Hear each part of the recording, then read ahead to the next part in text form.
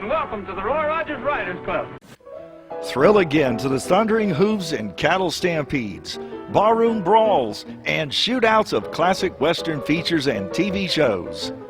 Annie Oakley, Roy Rogers, Gene Autry, John Wayne, and all their cowboy pals and sidekicks roam the West once more.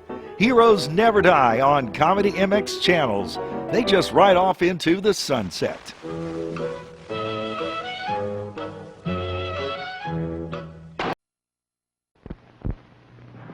Jim Bowie, he was a bold adventuring man. Jim Bowie, battled for right with a powerful hand. His blade was tempered and so was he. Indestructible steel was he. Jim Bowie, he was a fighter, a fearless and mighty adventuring man. He roamed the wilderness unafraid, from Natchez to Rio Grande. With all the might of his gleaming blade, he fought for the rights of man. Jim Bowie, he was a fighter, a fearless and mighty adventuring man.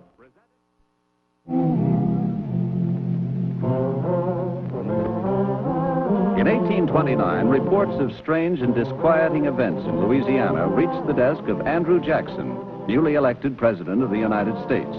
What he did about them was soon felt by the Cajuns and by his friend Jim Bowie.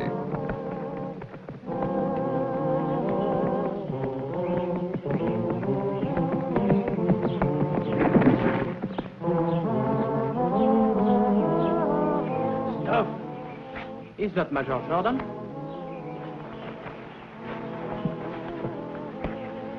He is Jim Bowie. Bowie? Jim Bowie?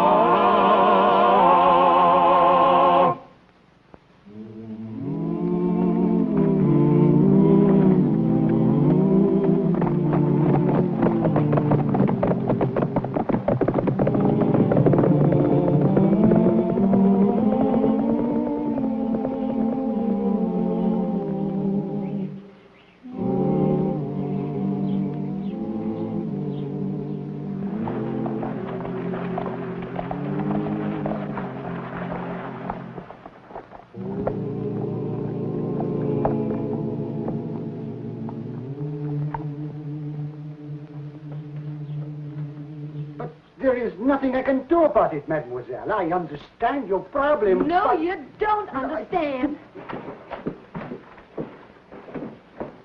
Oh, monsieur. Howdy, Jack. Say, I'm supposed to meet a Major Jordan here. Has he arrived yet? No, monsieur Bowie. Oh, well, when he does, let me know, will you? Oui, monsieur. Thanks. Pardon me. Are you Mr. Jim Bowie? Well, yes, I am, miss. I'm Madeline Perrois. My papa owns a plantation on the Delta. Oh? I'm just visiting my Uncle Henri up here, and one of my cousins came down with the mumps. I think she did it just to tease me. She's always been jealous. Anyway, I wasn't able to leave as soon as I planned, and I'm in trouble, terrible trouble. Well, dog my cats. I probably shouldn't ask you, Mr. Bowie, but Papa wouldn't mind, and I've heard enough about you to know you're a brave Southern gentleman Well, thank you. who wouldn't turn his back on a lady in distress. So I will ask you, Mr. Bowie, I absolutely must be in New Orleans by 8 o'clock on the day after tomorrow. Well, I'm afraid that's not possible, miss. You see, there's been trouble on the road for weeks. Even the stage is not running. But if you'd act as my escort, I'm sure you could get my carriage through safely. No, I'm sorry. I'm on my way home. I haven't been home in months. Besides, it's too dangerous. But it's a matter of life and death. Whose life and death? Mine. They're holding the governor's ball. And if I don't show up, you know what they'll say? No. The other girls will say that I didn't have a new dress, but it's a lie. Papa, I had one sent all the way from Paris, and it's a dream. It's blue silk with a tucked-in waist and little bows on... Miss, are you asking me to sit in the saddle for 48 hours, to ford rivers with a carriage, to fight outlaws, to risk my life, just so you can get to a dance in a pretty dress? But it's not just a dance. It's the governor's ball. Oh. And I'll just die if I don't get to go. Then you better start dying, miss, because I'm going home. Now, if you'll excuse me, I got a pressing appointment of my own. That's also a matter of life and death. The appointment's with a great big beefsteak, and the life it'll save will be my own. But, Mr. Bowie, those outlaws won't hurt you. You're so brave and famous. I'm not that brave and famous, miss. Jim Bowie, are you actually running from a pretty girl? Not running, Major, stampeding. Jim, I want you to meet my son, Pat. Howdy, Pat. See about a room for the son. Mr. Bowie, sir, you are not a true Southern gentleman. Miss, you may have decided that I'm not a gentleman, but remember, you're a lady. Major?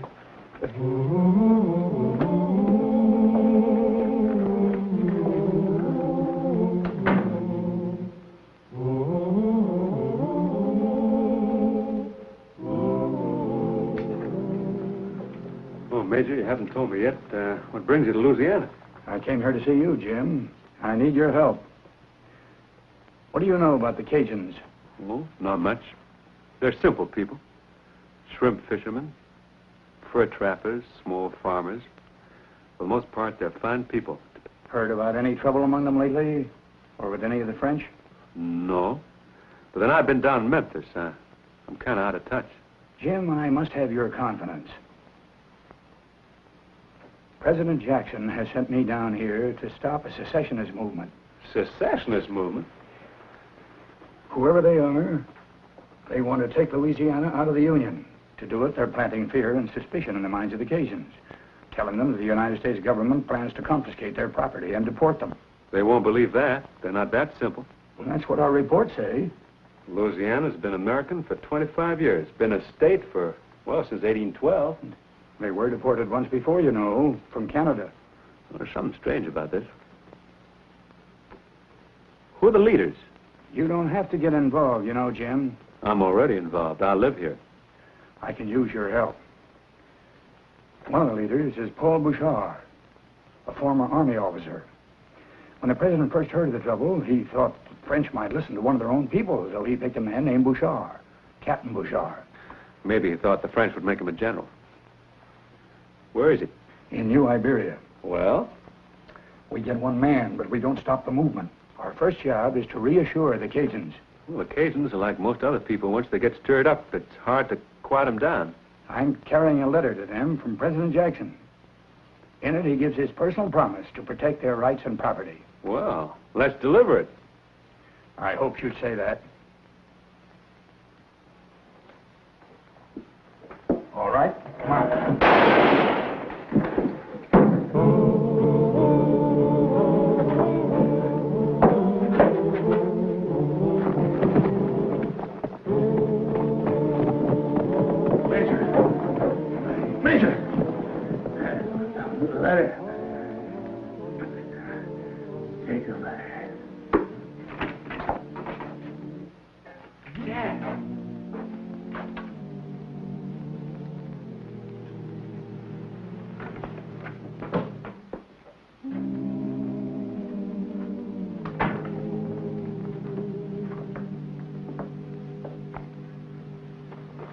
Ready to go, Pat? I'm going to try to carry out your father's mission. I got 2 scores to settle with Bouchard. Your father was my friend, and Louisiana's my home. Did you find the letter?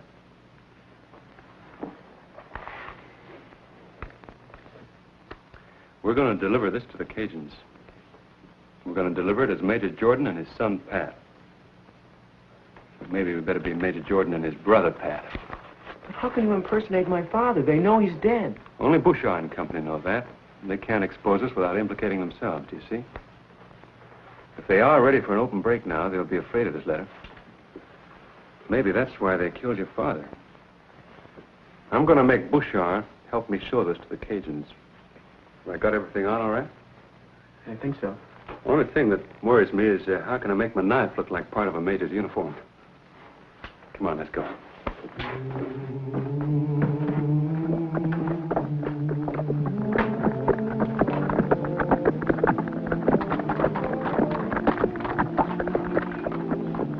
There's a friend of mine works here. I want to see him.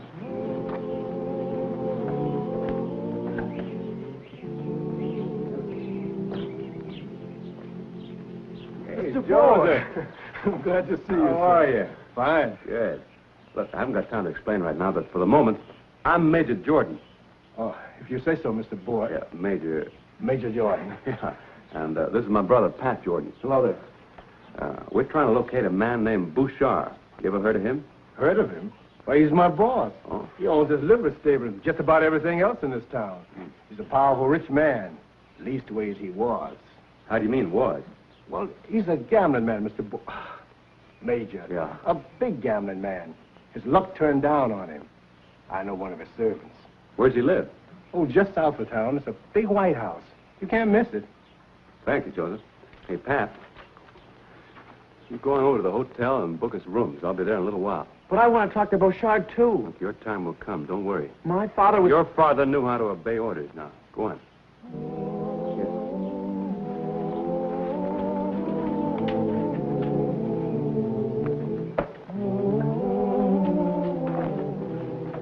Good seeing you, Joseph.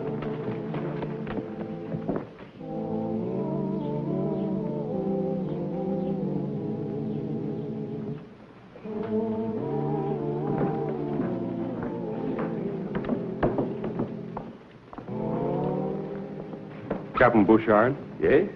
Oh, it's Monsieur Bouchard now. I retired from the army several years ago. Oh. Allow me to compliment you, sir, on your beautiful home. If I could afford a place like this, I'd retire, too. I'm afraid you have me at a disadvantage, sir. I'm sorry I didn't introduce myself. My name is Jordan. Who? Major Owen Jordan, United States Army. I'm honored, Major. Won't you be seated? Thank you, monsieur, but I'm in a hurry. What can I do for you? President Jackson has told me that you are familiar with the secessionist movement in this area. Familiar with it? Didn't you investigate it for him? He said that you did. Oh, of course. But I found out it was only a tempest in a teapot. Oh, you may be right, monsieur, but I've been sent here to make sure. Then tell me in what way I can be of service. I have the honor of bearing a personal message from the president to the Cajun people of New Iberia.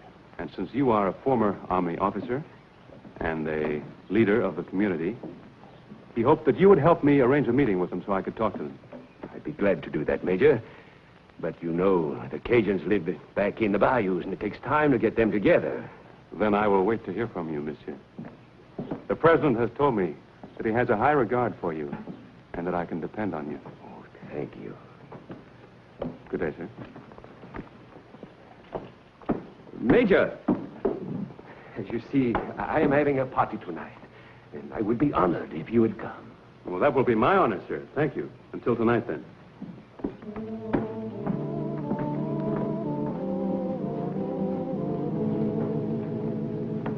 Andre, Michel!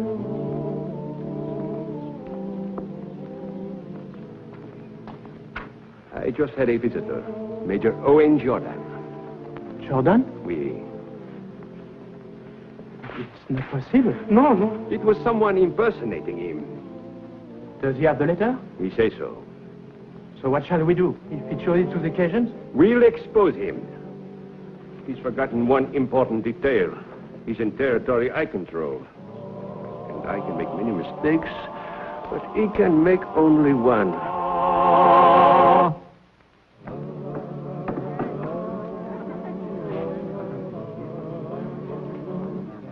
Ah, Major. I see you and your brother have met my most charming friends. We surely appreciate their company, Mr. Bouchard. Did the Major tell you that he is a personal aide to President Jackson? You're too modest. Well, ma'am, I'm not actually a presidential aide. I'm on assignment to the Secretary of War. Then you must work with the new Chief of Staff, General... Yes. Who is the Chief of Staff, Major? General Scott and my brother are very good friends. Tell me more about Mrs. Jackson, Major. We've heard so much about her. Well, I'm sure that not everything you heard is true, ma'am. But there are some very uncomplimentary stories about her.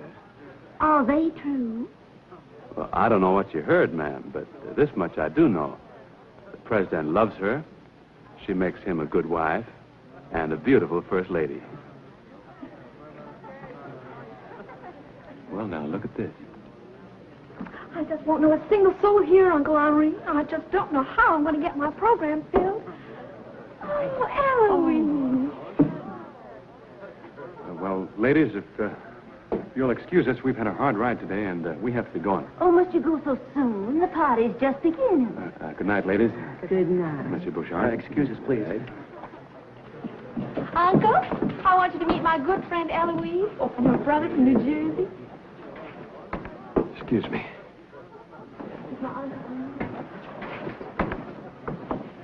What's she doing now? Is she still there? Yes. She's not looking, though. Good, now's our chance. You get the horses ready. Right. Mademoiselle, I want you to meet my honored guest. But I know Mr. Bowie. Bowie? But this is Major Jordan. No, it isn't. It's Mr. Jim Bowie. Surely you must have heard of him. Miss, I think you're making a mistake.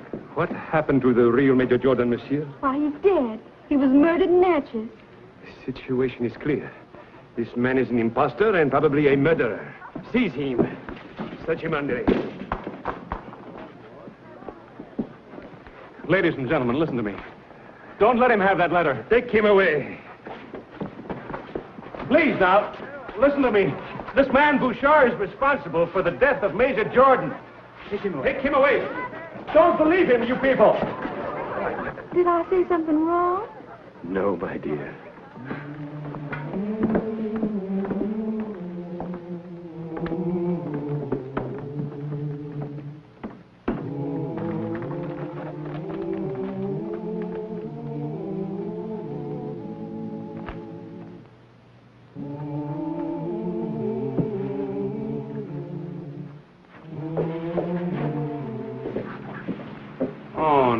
Not you again. Miss, you caused me enough trouble. Will you go away, please? I came to apologize. Cap told me what I did. I'm awful sorry. I'm not always so stupid.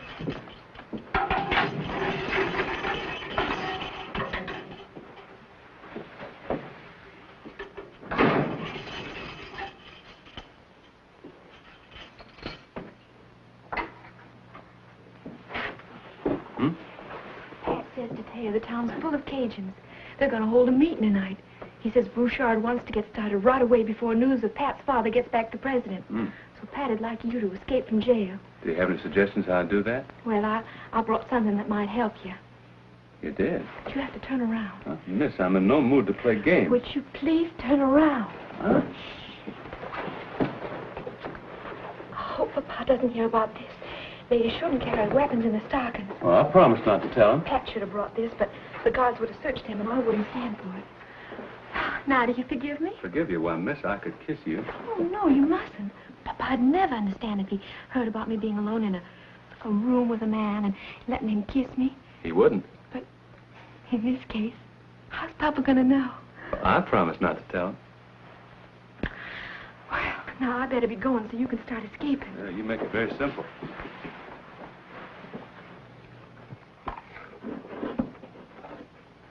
Madam,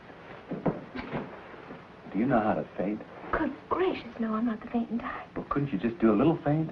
See if I can get the guard away from those keys. Well, I would like you to take me to the governor's ball. That's another promise.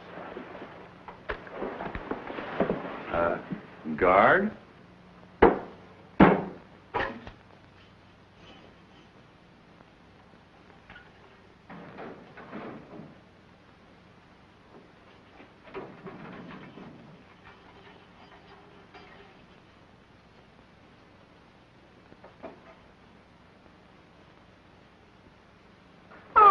Something wrong, Missy? I think I'm going to faint. Oh, that's too bad. Guard, don't you think you better? I'm going to fall. Yeah, looks like the young lady's going to faint.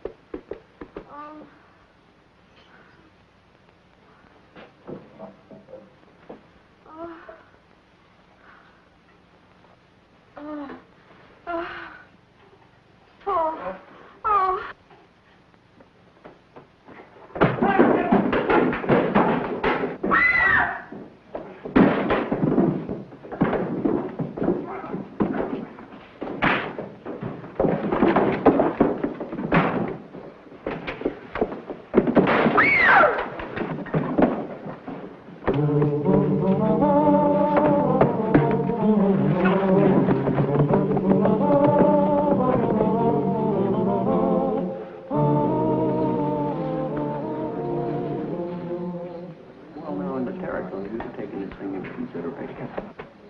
Can't stop Bouchard now. We'd better get the army.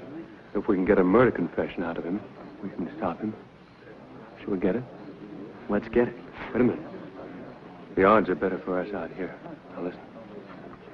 What the colonel says about that?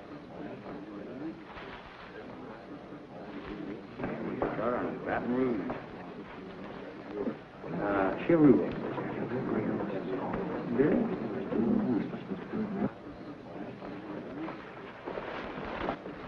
What are you doing here? Talk. He's here with me, and you're the one who's going to do some talking. Monsieur. Quiet. Messieurs, I am most gratified by your support. Your contributions have been most generous. But what is more important is this proof of your love of France. Napoleon betrayed our beloved country when he sold Louisiana. The time has come at last when we can get it back. Our committee in Paris is ready. All it lacks is funds, and those you will get. Go back now to your people and spread the word. Get their contributions and bring them to me for transmitting to our associates. And remember, messieurs, if we fail, we will deserve the fate the Americans plan for us. We still have no proof the Americans will throw us out. Would you wait until their bayonets are at our throats? I told President Jackson in Washington of the fears of our people. I begged him to reassure us, to tell us that our lives and homes would be safe. His silence proves his intentions. If the president does not plan to drive us out, why doesn't he say so? He promised me he would send a letter of assurance. Where is it? You know where it is.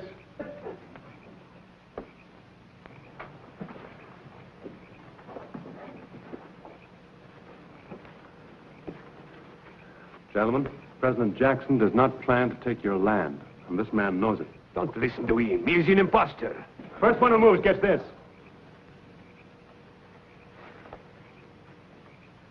Now, you tell him who killed Major Jordan and why. He was bringing a letter from President Jackson. Bouchard did not want it to arrive. He is forcing him to tell those lies at the point of a knife. If there is such a letter, show it to us. Tell him why I can't. Go on. Bouchard burned it. Gentlemen, you've been hoodwinked. There's no committee in Paris. There's no secessionist movement. There's no plan to deport anybody. About all there is our friend Bouchard's little scheme to recoup his gambling losses.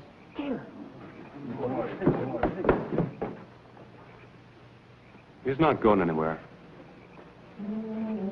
You all know Andy Jackson. He doesn't want to fight you. Neither do I. My name's Bowie, Jim Bowie. Louisiana's my home as well as yours. I see no reason why we can't live here peacefully together. We're Americans, all of us.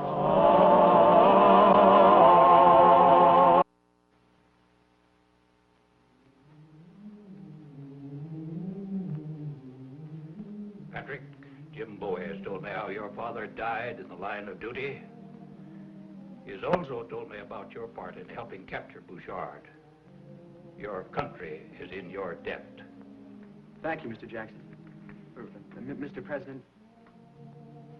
This is a letter to Colonel Fair at West Point. At Mr. Bowie's suggestion, I'm giving you an appointment to the military academy. Be as good an officer as your father, and we'll both be satisfied. Yes, sir. I know you both will be interested in this. It is the record of Bouchard's court-martial.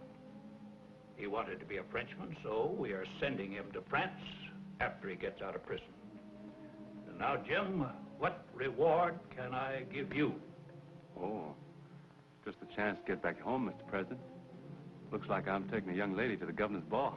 Request granted. Presidential advice. Never keep a lady waiting. Thank you, Mr. President. And here's the star of our show, Scott Forbes. Hello, everyone. Hope you enjoyed tonight's show. And will be with us next week for another exciting adventure in the life of Jim Bowie.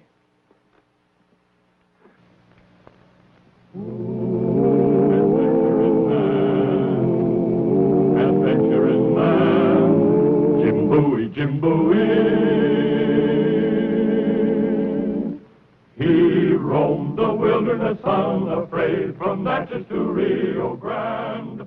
With all the might of his gleaming blade, he fought for the rights of man. Jim Bowie, he was a bold adventuring man. Jim Bowie, battled for right with a powerful hand. His blade was tempered and so was he.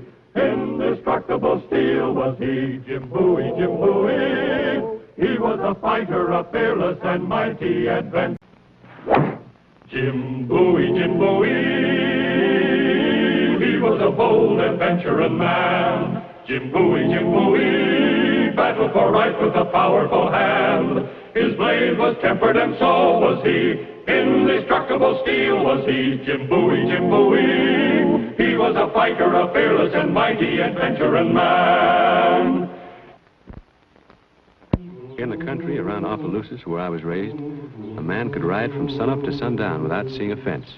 The trails were like the sky and the sunlight, free to everybody. My name's Jim Bowie. And though it wasn't trouble I was hunting in old Monsieur Trudeau's woods, I found it aplenty.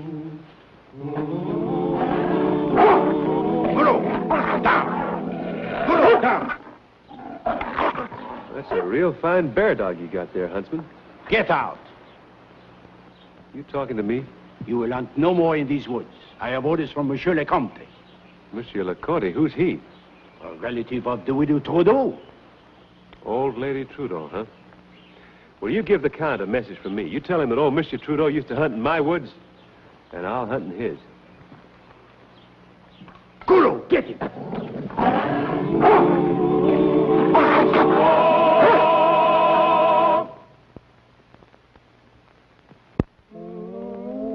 As soon as I'd finished my business in New Orleans, I made straight for the Trudeau house in Royale Street. Old Monsieur Trudeau had been our neighbor at Opelousas for many years. Though I'd never laid eyes on his wife, it seemed to me that the old lady was due for some plain talk. To state your business, monsieur. My business is with Madame Trudeau, monsieur. I am a kinsman of Madame. I shall speak for her. Well, that's quite agreeable with me, but I'd like to have her in the room while you're doing it. Monsieur, your manners need correction. Armand.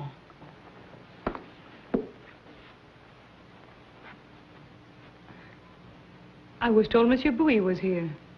He is. Your servant, ma'am. Astonishing. Leon, I ask you to retire. I shall speak for my brother. But not for me, my child.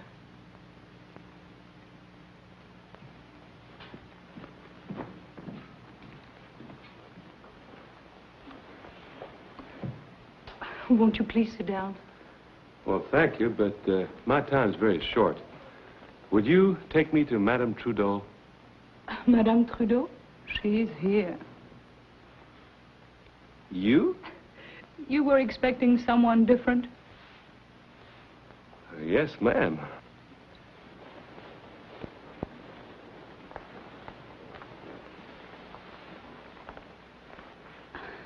My husband often spoke of the great Jim Bowie. Excuse me. Oh, yeah, your husband was a very fine old gentleman. I mean, he was a fine gentleman. I thought a lot of him. And he of you. Alas, he could never persuade me to visit, how do you say it? Opelousas? Yes. I do not care for the country, you see. And my dear husband, he spoiled me. He longed for the tranquility of Opelousas. But I was very young. And tranquility had no charms for me. Didn't you ever have any curiosity about your neighbors? When my husband spoke of you, he spoke as a man speaks. He did not mention the qualities that a woman would notice. Such as? You have an urgent affair to discuss with me, yes? Yes, if I can just recall what it is. Oh, yeah.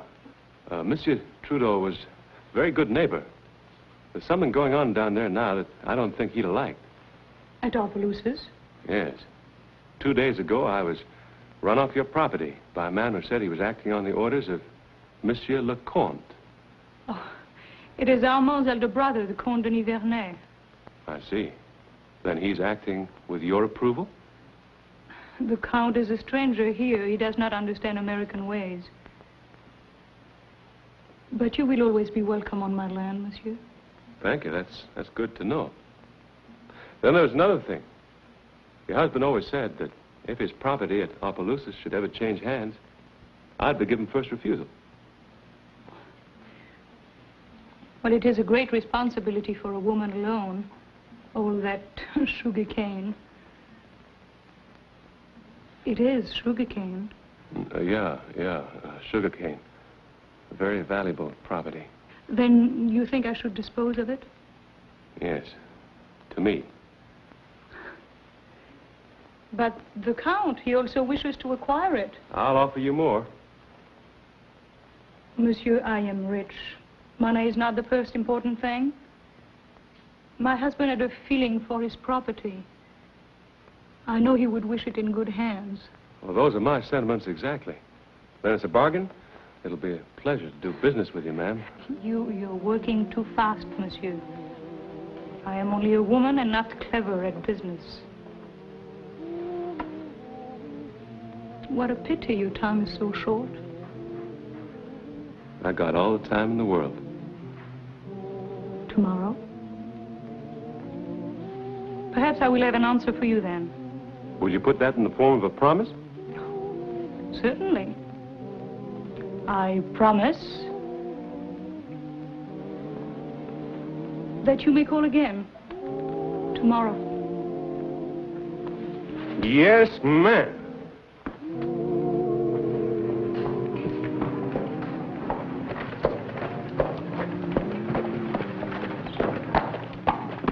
Morning, ma'am. My rig's waiting. Always did prefer to talk business in the open air. Monsieur Bowie, no one talks business on Sunday. Huh? Oh, well, then we have to talk about something else. Monsieur, I am escorting the lady. We'll excuse you.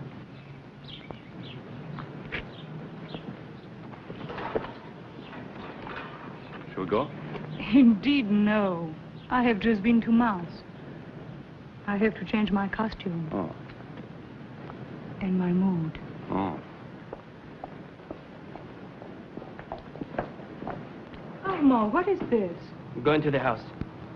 Monsieur, I do not find your conduct acceptable. I demand satisfaction. Oh, but this is absurd. Do as he says, ma'am. Now, look, son. You don't have to prove anything to me. I'm sorry if I ruffled your feathers, but we don't have to fight a duel, do we? Is that all you have to say, monsieur? Yeah, isn't that enough? Then you're not only a boor, but a coward. Those are big words, son. I have done with words, monsieur. Defend yourself. You stick to your book of rules, and I'll stick to mine. Madame Trudeau doesn't need any chaperone. If she ever does, better be someone bigger. Here. Put away your steel and let's shake hands. Defend yourself, monsieur. Monsieur!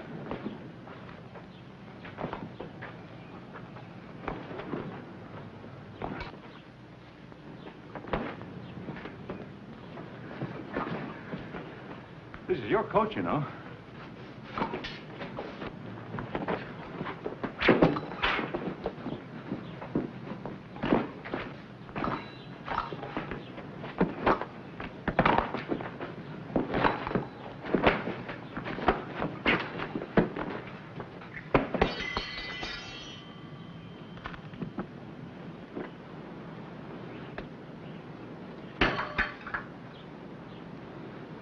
I've seen you fight now.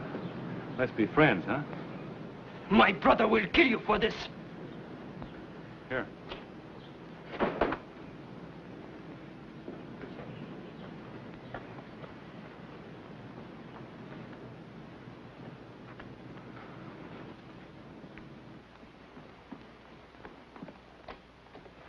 Well, Monsieur Bowie? My apologies, ma'am. You have disgraced yourself and me, not to speak of Armand. Well, can't you make allowances for A wild backwoodsman? But you are not a wild backwoodsman. You're a man of importance, of birth and property. You could be the equal of any gentleman in New Orleans, and look at yourself. A creature with the clothes of a plowboy and the manners of a Red Indian.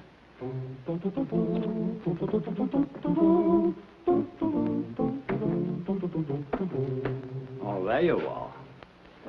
At last. Hello, Maurice. You have been avoiding me. I've been kind of busy. What is the occasion? A wedding or a funeral? I don't know yet. Listen, mon ami. It is the privilege of an old friend to speak the disagreeable truth. The lady is not for you. You're a newspaper man, Maurice. You ought to know better than to listen to gossip. I hope I won't have to print it. Mon ami, resume your buckskins and go back to your wilderness. You and Madame Trudeau are of different worlds. You don't belong in hers. I don't belong in this discussion either. Jim, I warn you. You will get hurt. Save your breath, Maurice. Print your gossip if you like. Thank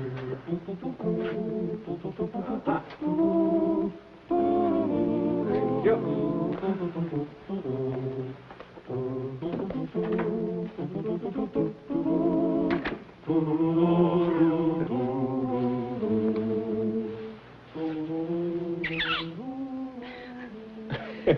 A little better, but still you clutch. Oh.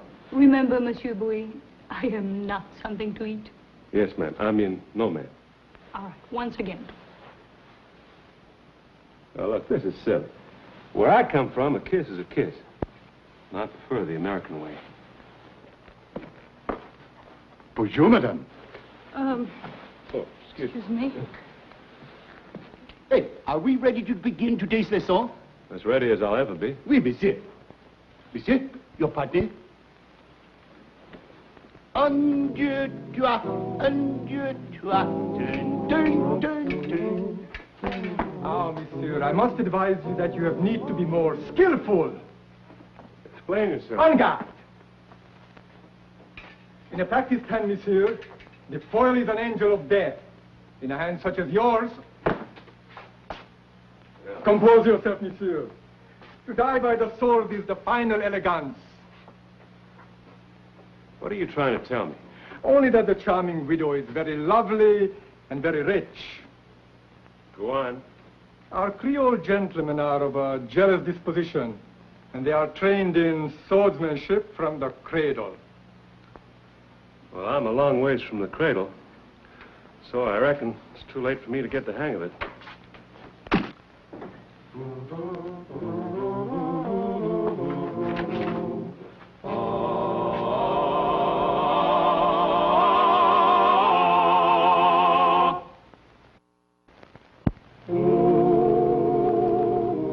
Monsieur Parmentier is arranging a party at the opera. They say he's enamored with the new singer, Madame Solange. Can you believe it? I'm afraid I won't be here for Monsieur Parmentier's party. Not here. Nope. I'll be on the road to Opelousas. Will you make a long stay? I live there. Maybe you've forgotten that. I shall miss you. No, you won't. You're coming with me. Coming with you? Now, you said you weren't very clever at business, but you must know you can't get something for nothing. But I would die in Opelousas. You wouldn't do any such thing. You get brown in the sun. You get fat on Mama's cooking. Oh, dear. You'll learn to ride a horse astride and to shoot like a man. Oh, don't. And when I get a hankering to come back here and visit New Orleans again, you won't even want to come. I'll have to drag you here, kicking and scratching. Oh, you're mad.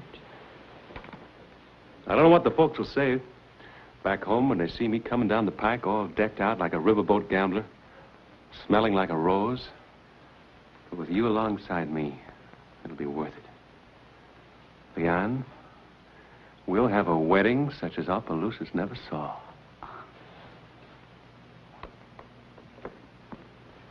Madame, I took the liberty of entering unannounced. Of course. What a pity you can't stay, Monsieur Bowie. Bowie of Opelousas. Your servant. Oh, my kinsman, the Comte de Nivernais. Monsieur. Count? I have just returned from your part of the country. Tell me, are you a huntsman? Victor, we must not keep Monsieur Bowie. You're not keeping me. The woods appear most promising. Tell me, is there good sport? You can usually stir up a little excitement. Ah, excellent. I must have some shooting before returning to France. I'll be glad to have you as my guest, sir. Thank you, monsieur. I should prefer to try my luck on my own estates, adjoining yours. Well, I'm afraid I beat you to it. Madame Trudeau has agreed to sell to me. You have made a mistake, monsieur. Madame has done me the honor of accepting my proposal of marriage. And the estate at Opelousas is part of the marriage settlement. Is this the truth? Is it, Leanne? My apologies, Count. This is the last time I'll trespass on your property.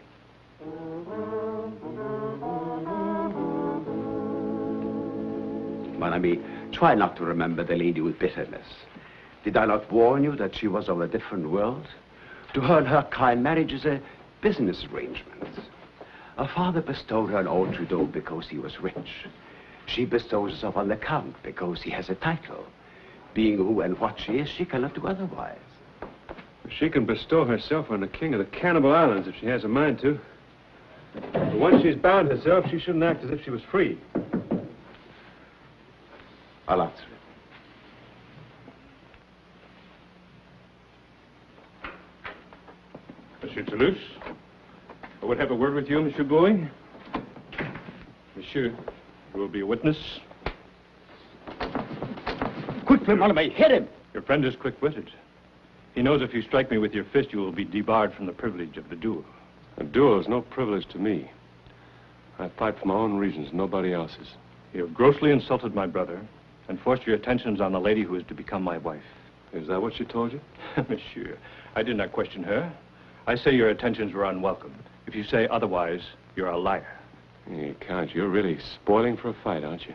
Monsieur, my name is a proud one. I cannot marry until the stain of this scandal has been wiped away. Well, in that case, let's get it over with. I don't want to hold up the wedding. Jim, Maurice, will you act for me?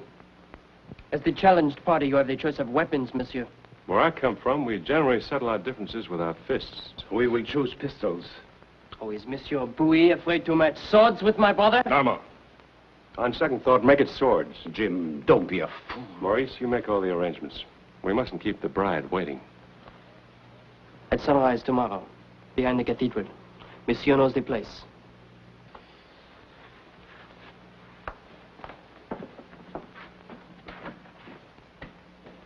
You have just thrown your life away. You think so? The Count is a deadly swordsman. You'll be helpless against him. Well, maybe he'll let me off easy. You talk like a child. He knows his future wife has a weakness for you. He must kill you to ensure his hold upon her affections and her dowry. Well, if things are as bad as you say, I'd better write a letter to Mama. Jim, for heaven's sake.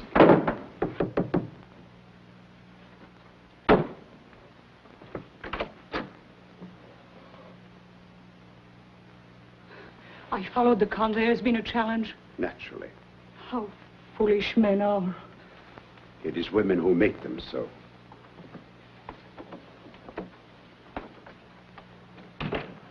My carriage is outside. We can be 20 miles away by daybreak. We? Yes, isn't it what you wanted? I'm going to Opelousas. Then I, too, will go to Opelousas. You trying to tell me to run away? Yes, I implore you. Look, I can't make you a countess. It does not matter. Please come. You won't see any opera in Opelousas. You mustn't stay calm with me. My nearest neighbor does belong to a mighty old family. He's part Choctaw. I believe Mama said his wife had quit dipping snuff. You despise me. Oh, no, ma'am, I don't despise you. Seems I think more highly of you than you think of me, else you wouldn't be here. But you cannot fight him. I've been hearing a lot about the Count's proud name. What you folks don't seem to understand is I'm proud of my name, too. Maurice? Show Madame Trudeau to a carriage. It isn't necessary.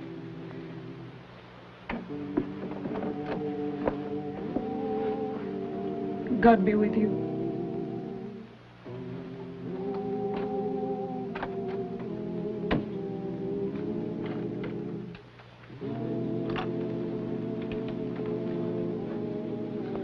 If my luck runs out. See that Mama gets this, will you? What are you going to do? Pray, I hope. Well, first, I'm going to pay a little visit to Captain Jean Lafitte. Lafitte? That cutthroat. He knows nothing of affairs of honor. That's the point. But he knows a great deal about swords.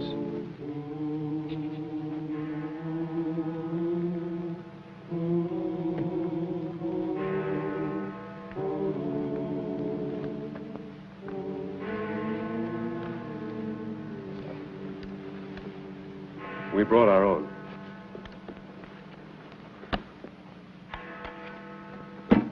We said swords, didn't we? Monsieur! No, Armand. It will make the contest more interesting.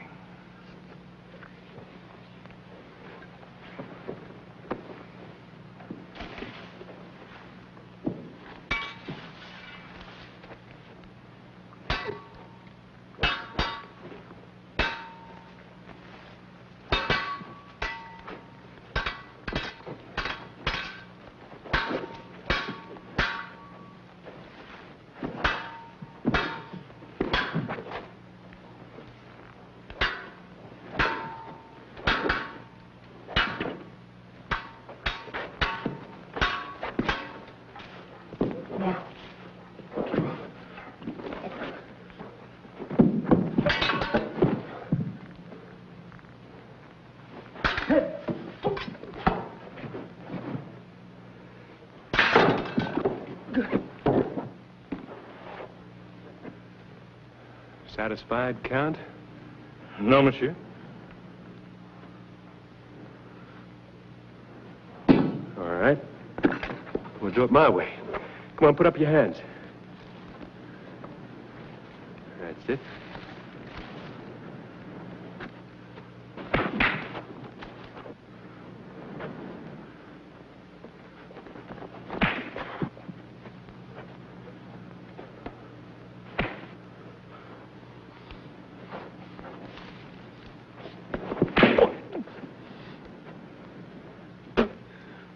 I've traveled much in England, monsieur.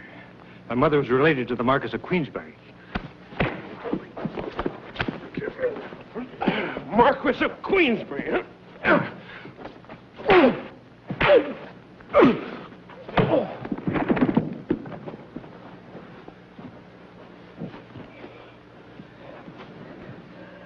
You satisfied now? Monsieur? What are you saying? Death would be preferable. Oh, be quiet, Armand.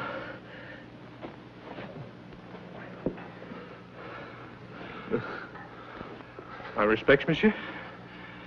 I shall always be grateful that you did not allow me to kill you. Don't mention it.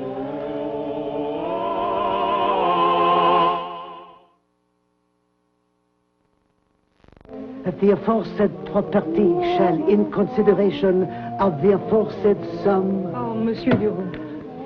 One of the first things Monsieur Bowie ever said to me was that his time was short. Thank you.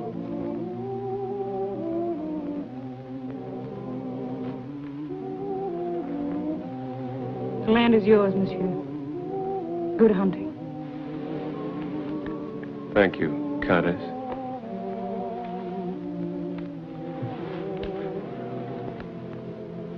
I'll be thinking of you walking in those woods. I wish I could have walked beside you, but they are so hard and rough, those ways through the woods. Adieu. Adieu. No. Once. The American way.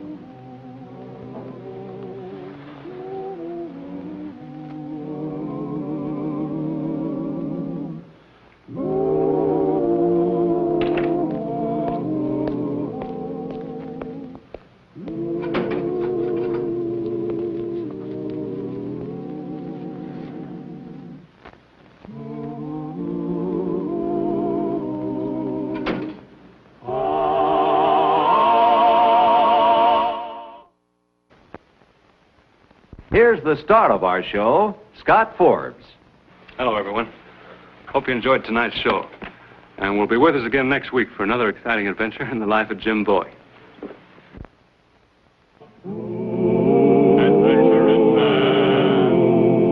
Adventuring man, Jim Bowie, Jim Bowie. He roamed the wilderness unafraid, from Natchez to Rio Grande. With all the might of his gleaming blade, he fought for the rights of man. Jim Bowie, Jim Bowie, he was a bold adventuring man. Jim Bowie, Jim Bowie, battled for right with a powerful hand. His blade was tempered and so was he. Indestructible steel was he. Jim Bowie, Jim Bowie, he was a fighter, a fearless and mighty adventuring man.